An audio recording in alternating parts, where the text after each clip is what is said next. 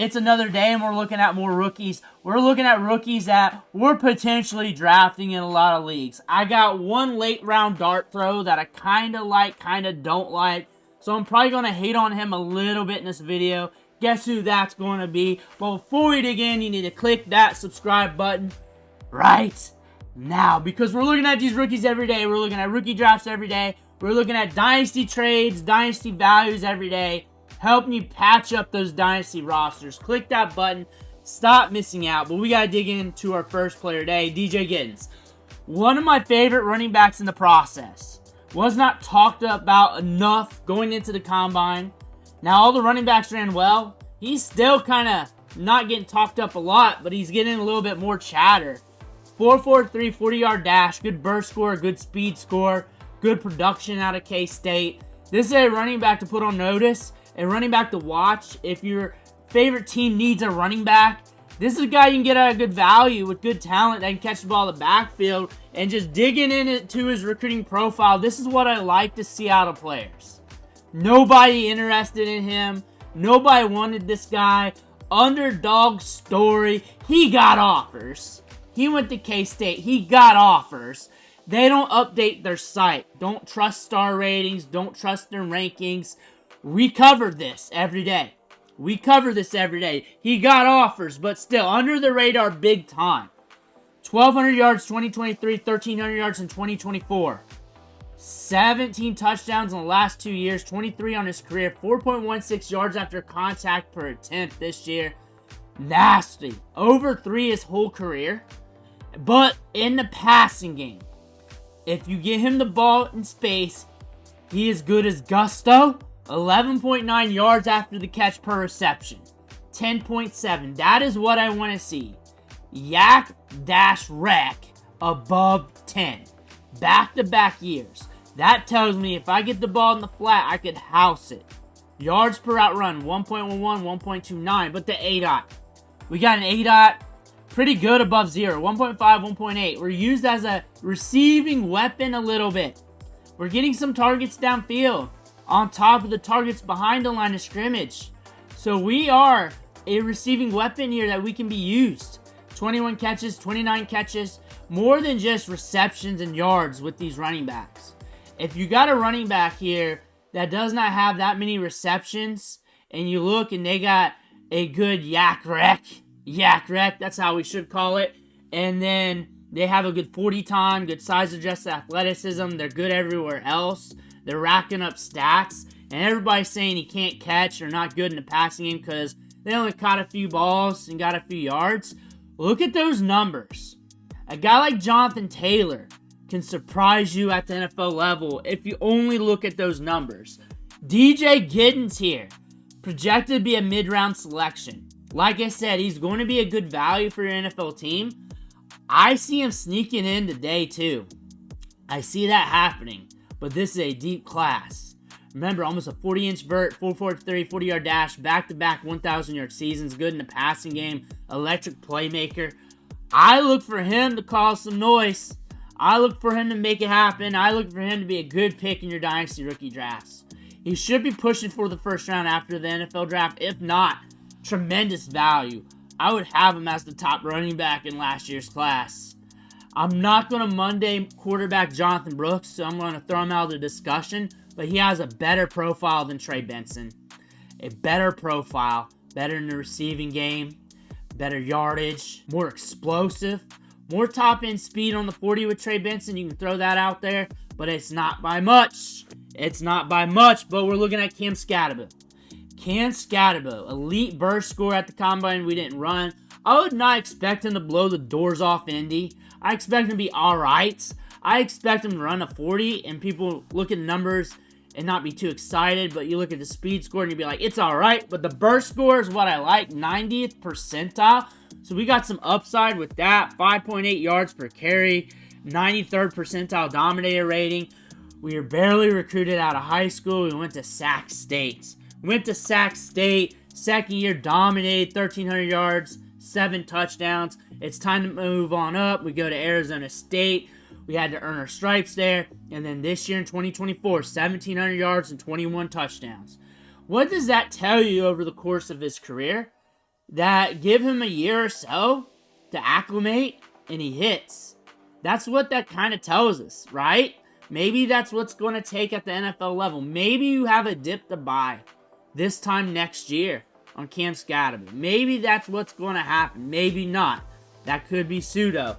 But 4.09 yards after contact per attempt, 103 missed tackles forced.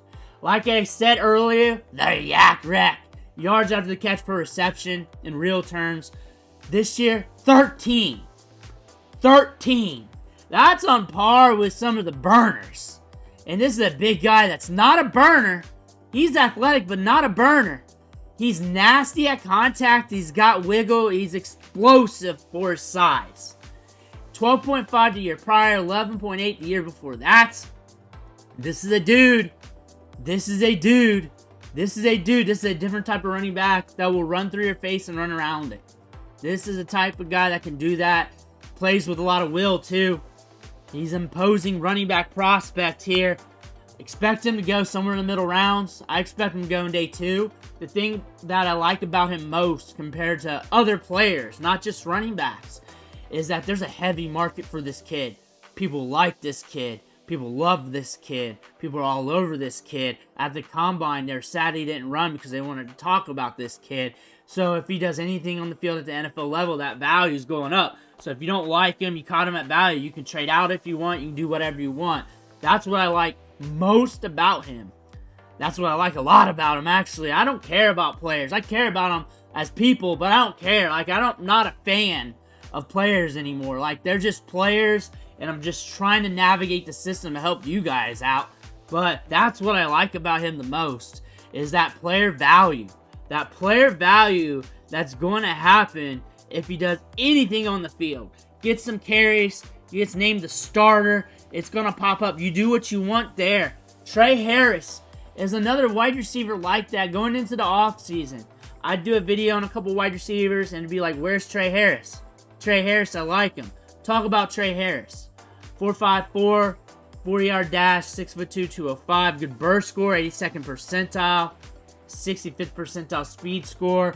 College dominator rating, 72nd percentile. Breakout age is okay at 20.5. College target share, 12.8%. Moving on, though, not heavily recruited. That's part of the story. Not heavily recruited. Small schools after him. We go to La Tech. We have to ramp up a little bit. We have a strong season in 2022. 10 touchdowns. We go to Ole Miss. We transition quickly. 8 touchdowns, 985 yards, then 1,000 yards this year. 7 touchdowns. Production there. Missed some games. ADOT's up there. That is the key stat there. So why is that a key stat for me? Because that is an indicator that if he's on the field and we're running routes, we're getting targets, there's a chance we're a volatile option. We get a few deep balls here and we bring in 1 or 2 here and there. We might have some splash performances.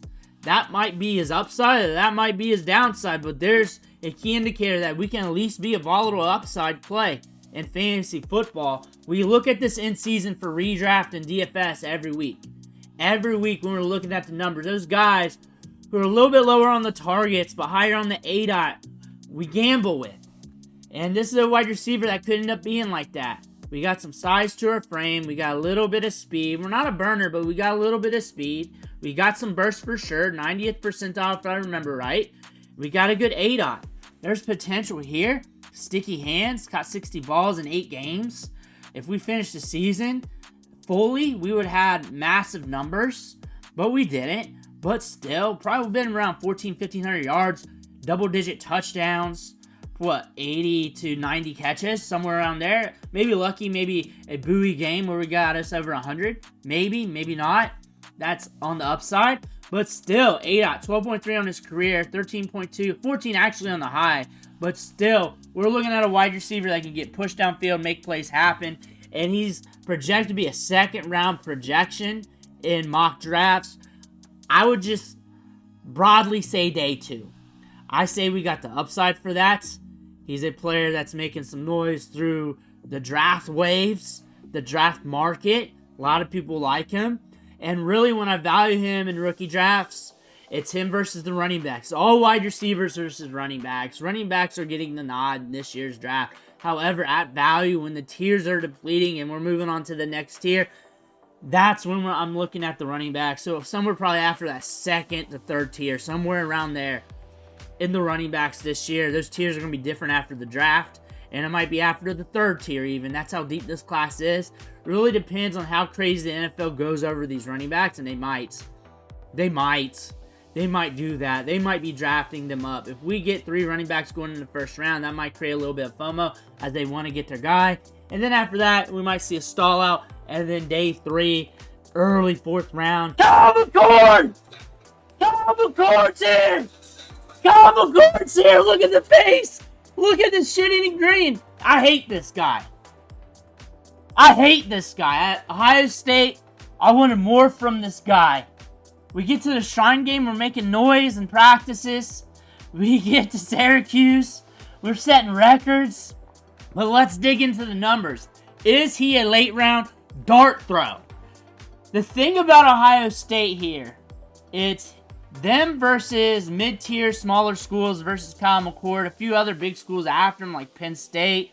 5-star in the composite, 4-star in the rankings. The rankings had him bumped down a little bit. They had him compared to Matthew Stafford. Plays with a high IQ. We could say that to some degree. But we'll look at the numbers at the college level. Might be a little bit different. Quick release, moves in the pocket a bit, can extend it out. Can see that to some degree right there. But we get here, we go to Ohio State. It takes some time. Then, out of OSU, we get our moment in 2023.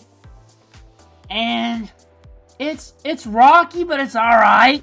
I don't know how to best say that, because he was able to steady the ship. But for Ohio State quarterback, you left wanting more. And then we go to Syracuse. Numbers-wise, we ball out. We also have 592 pass attempts. We completed 66% of our passes. However, our adjusted completion rate, 75.2%. Our ADOT's at 8.8, so it's not like we're going bombs over Baghdad. But we have 592 pass attempts and some passes to the running back. On top of that, we're the champ in the ACC in passing yards for a season, beating Drake May's record in 2023, beating out Sam Howell, Trevor Lawrence, Deshaun Watson. However, the numbers don't lie. Pressure to sack rate, about average, maybe a little high. Interception rate, we threw 12 on them this year. However, 592 pass attempts, almost like an extra season of pass attempts for some programs compared to the average quarterback. Looking at where he likes to throw the ball, middle range to short. Middle range over the middle to short. That's one thing you can say. Behind the line of scrimmage a good bit. And it's not like we're pushing it deep. Most of it right there, right in the middle. 160 pass attempts from the line of scrimmage to 10 yards out. 72, a little bit more than that. There's an area of the field this team likes to target. They're expecting him to be a late round pick. He's a late round selection. So what can we say bad about him is that we got flushed out of Ohio State, couldn't beat Michigan, had a lot of down moments there. We go to Syracuse, we rack up volume stats, we throw the numbers, we're good at the Shrine game. We do have a few things cool in our profile, quick release. We were productive at Syracuse. We were able to turn around at Syracuse and rejuvenate our career a little bit. Downward wise, it's almost like his stats are buoyed a bit. He's a quarterback prospect that's an afterthought here. He's cheap. He's going to be cheap in the real draft. He's going to be cheap in rookie drafts. 2 QBs, the only time you're going to be looking at him. And that's because you're hoping for a Brock Purdy moment. How can that happen? Is that we build off the Syracuse season. We're composed with that. We're not a top quarterback in this class, but he is a late round dart throw. But we're going to have late round dart throw running backs you're looking at. But that super flex value is something you want to look at. There's a high probability that he's a late round pick to the Cardinals. I say that because he played in high school with Marvin Harrison Jr., played in college with Marvin Harrison Jr. There's a probability for that. Not saying that's going to happen. It's a late round pick. It doesn't matter. Late round picks don't matter till they are. So he's Kyle McCord. He is volatile. And he's a guy I don't know if I like or not. Shedeur Sanders, though. The most polarizing player in this draft. I spoke with a Northern Ohio accent there. Most polarizing to go back to Southern Ohio. 4.65 40 out of high school. We'll call that what it is. Shedeur Sanders, though. Very, very accurate quarterback downfield. That deep ball fade, that fade in the back corner of the end zone is lights out. That's money. Very accurate quarterback, can spray the ball around, spray and pray. Very weird career. Let's just say it. Let's just call it how it is. He's had a very weird career at college. At Colorado, playing with one of the top wide receivers in the country. Very weird career. On top of that, he's notarized, if that's a word, for his leadership, how calm and composed he is. But he's also a guy that historically will crash out on the field. He's had multiple moments with referees, teammates, players on other teams, multiple times, will crash out on the field. His father had that too during his career, both sets and throughout life. His brother crashes out on social media. Maybe he's going to be a crash out but still a good player, but he will crash out. He's shown that to us. Once somebody shows you who they are, that's who they are. They'll tie a bow around it and everything else, but once somebody shows you who they are, that's who they are. But still good in the media, per the media, very calm and poised, will say the right thing. However, when he's pressed, he will crash out. That is historical. That is there. You can't hide that. It's out there. The clips are there. But very accurate passer. Very interesting high school portfolio here. 4-star composite, 3-star rankings, 26 offers. However, per crystal ball between FAU and Jackson State, we go to Jackson State, we light it up there. We have a good career there, and we bump it up to Colorado. We go to Colorado, and instantly we start balling out. We also have Travis Hunter. We also have some good things going on here. But 27 touchdowns, 3 interceptions. 37 touchdowns, 10 interceptions. 73.4 completion rate. 8.1 average depth of target. 8.5, 7.6 on the low range. But compared to the other quarterbacks last year, Jaden Daniels, 10-something his final year. Similar range. Some of the other years, another year above 10. That's something to look at. Caleb Williams was in the 9s. Drake May was in the 10s. Bo Nix, absurdly low. When you're pushing it between the numbers, that's something to look at. Sack to pressure rate, 20.1, 25.1. Colorado offensive line is very interesting there. However, it's been noted that he will hold the ball on too long a little bit. That's something that's been noted. Also, his mobility has been noted. He can extend the plays. It's not like he's 100% statue, but it's not like he's the most gifted running back when it comes to like taking off with it as well. But what I like, 37 touchdowns, 10 interceptions, good completion rate, adjusted completion percentage, 81.8%, pushing 80% in 2023, 81.4. I like that. He's an accurate passer. He's accurate out there. He can spray it down there. He is very composed, but can get rattled, but can be composed. That is the guy you're looking at. But the thing about this is the accuracy rating and how can that transpire to the NFL. We're looking at the line here. You're looking at the blocking grades, a little bit below average, but you're saying that's not bad. That's not bad at all. But you also look at the team, so it's really hard to compute game to game. However, there were some moments where he was done dirty a little bit by the offensive line. There were some moments by that. You can give that to him. Pass blocking grades. On top of that, you look at the schedule. North Dakota State, Nebraska, Colorado State, Baylor, UCF, Kansas State, Arizona, Cincinnati, Texas Tech, Utah, Kansas, Oklahoma State, BYU. All that's kind of perception on how you grade those matchups. Not many top-tier Power 5 programs. Not much exposure to that. That's one thing you can say. On the flip side, you can say we were in this situation. We were one of the most accurate quarterbacks in football. We made it happen. We turned around a program that was bottom dwelling and made it up here. Flip side, hey, hey, we had to do what we had to do to get it done. And if it took me getting somebody's face to do it, I'm going to do it. Other flip side, we ain't no Marcus Aurelius either. But we're watching the mock draft database here. We're dipping a bit. There's something to that, and it's been after the combine. That is something to pay attention to. My gut's saying he's a Brown. My gut's saying he's a Brown. Kenny Pickett, the bridge. Shedeur Sanders. My gut is saying he's the Brown. I'm not for sure. He plays with the Browns in Madden. Why the hell would you do that? Why would you come out and say it? Nobody does that. Unless you're doing rebuilds for fun, but he ain't doing that. He ain't got that kind of time. He's Shedeur Sanders. My gut's saying he's probably going to be a Brown. My gut is saying that they're making that splash play. And agree or not, you do not want him to take a quarterback. I like Travis Hunter. I like Abdul Carter. My gut's saying, from what I'm seeing here, you paid up Myles Garrett. Going to be a Brown. Going to be a Brown. That's my gut. Or he falls. The Raiders got their quarterback. Maybe they made that play because, hey, Cam Ward's not going to be there. Shedeur Sanders probably not going to get past the Browns. If not, what about the Giants? They've been making a lot of moves. Might as well patch that up. Maybe I'm wrong and he falls. I don't see him falling too far. I did a PFF mock draft simulator. He fell out of the first round. I do not know if that's real or not, but take it as what it is. Colston Loveland, big time receiving threat here out of Michigan. Tyler Warren's been overshadowing him a bit, but there's a good chance we go in the back half of the first round, land into a juicy spot. A big time juicy spot here. 19.4 breakout age. Yards per reception, 10.4. Solid for a tight end. 4-star prospect out of high school. 4-star, 10th tight end in the class.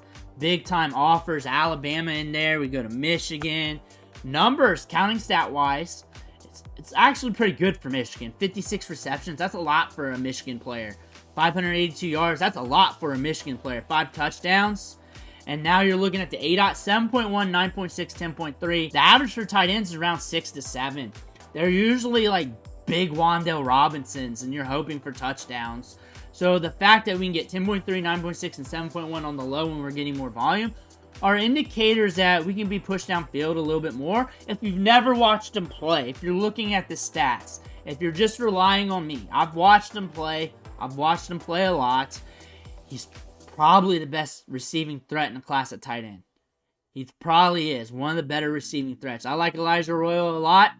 Tyler Warren's very fascinating. Remember, all the wide receivers transferred out last year going into this year, and he was like the only mainstay there, the only continuity, and was bolstered opportunities. That's why the target share is remarkably high.